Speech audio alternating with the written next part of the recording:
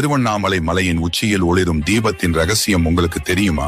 கவனமாக கேளுங்கள். ஒரு நாள் சிவபெருமான் பார்வதியுடன் சந்தோஷமாக பேசிக் கொண்டிருந்த போது சிவபெருமான் பெருமையுடன், நான் தான் இந்த முழு பிரபஞ்சத்தின் அனைத்து சக்திகளையும் தாங்கும் ஆதி ஜோதி என்றார். இதை கேட்ட பார்வதி சிரிப்புடன், அப்படி என்றால் அதை நிரூபியுங்கள் என்றார். இதை கேட்ட சிவபெருமான் கோபம் கொண்டு தன்னை முழு பிரபஞ்சத்தை நிறைக்கும் ஒரு ஜோதி அக்னியாக மாற்றிக்கொண்டார். அந்த ஜோதியை பார்த்தவுடன் பிரம்மாவும் விஷ்ணுவும் ஆச்சரியமடைந்து அதில் பிரவேசிக்க முயன்றார்கள்.